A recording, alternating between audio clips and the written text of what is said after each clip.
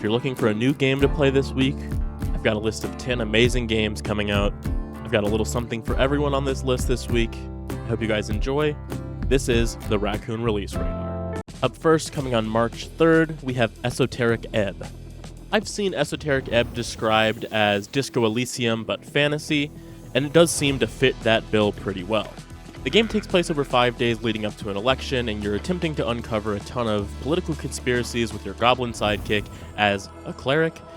The writing seems to lean heavily into the sort of unpredictable and chaotic nature of a D&D campaign. So if you like that sort of D&D tabletop RPG-inspired writing, as well as Disco Elysium, Esoteric Ebb seems like it'll be right up your alley. Coming on March 4th, we have Homura Hime. This is a game with an anime style. It describes itself as a 3D bullet hell, and looking at the videos of the boss fights, I can understand why. It looks visually stunning, and the combos and action to the game look like they're going to be a great time. The game describes itself as having progression based on boss fights, and as you fight the bosses, you unlock new abilities. I'll be interested to see how compelling that progression is, but as far as the actual moment-to-moment gameplay of this game, it looks amazing. Also on March 4th, we have Nevergrave, The Witch and the Curse. This game is published by the developers of Palworld, and it has a somewhat derivative style as well. It looks a lot like Hollow Knight.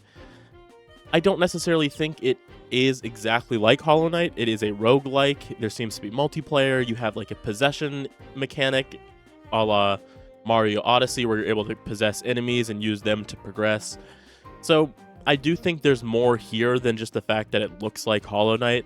I don't think, honestly, that the Hollow Knight style is doing it any favors, especially given Pocket Pair's previous game being Palworld and having controversy with the fact that it did look a lot like Pokemon. The gameplay of this game does look interesting and unique, so I have it on my list, but I guess I'm a little skeptical. I want to see more before I really give this one the vote of confidence. Also on March 4th, we have Mistpaw Ravine.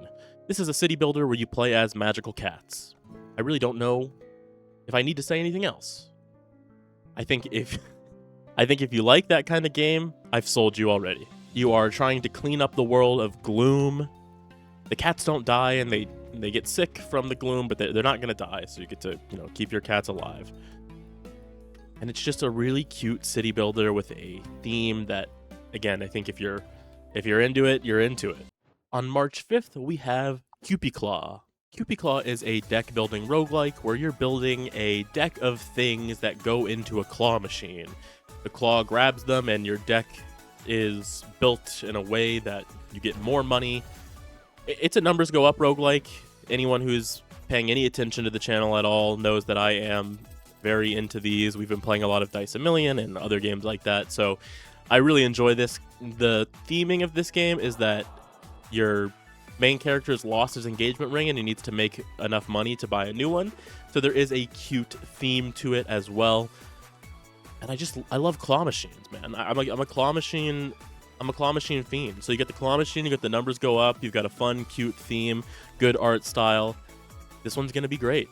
Coming up on March 6th, we have Hovercrafts x Nihilism. Hovercrafts x Nihilism describes itself as a 3D open-world vehicular boss hunting game set in the ruins of a dead civilization. Kind of like the one before, I think as I say that, if you're into this game, you know it already. And as before, I am very into this game. It looks crazy.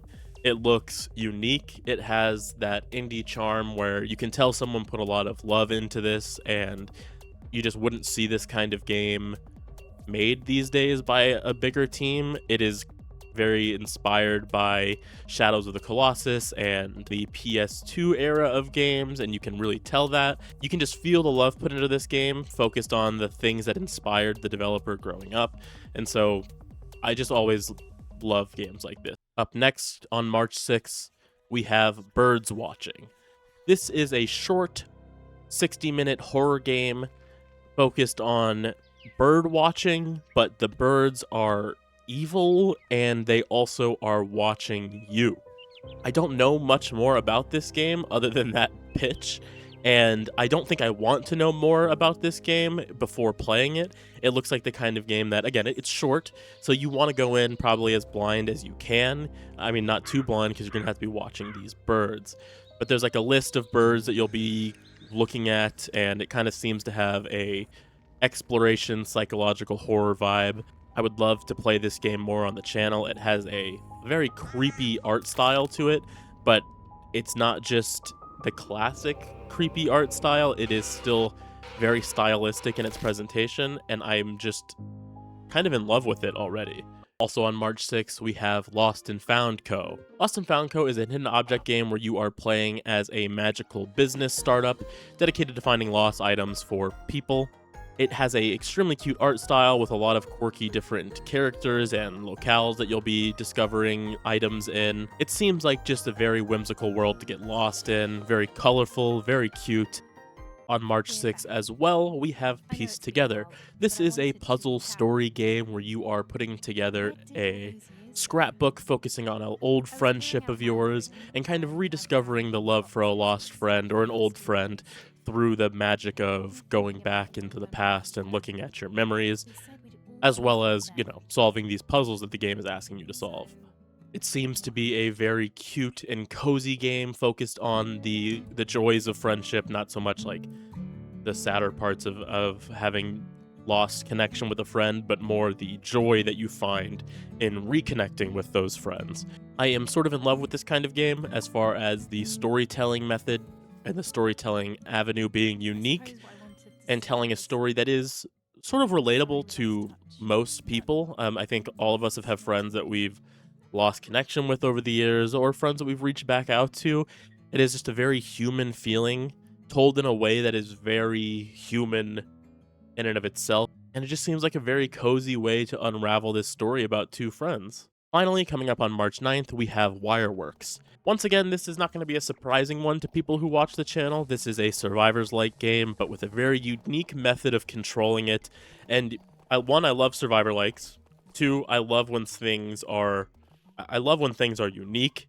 And this game controls by you building a control panel and connecting them with wires. I don't even fully understand how this is going to work, but I'm so interested. Overall, this week had a ton of amazing games coming to it. There are a lot of different genres that we've covered, and I think something for everyone.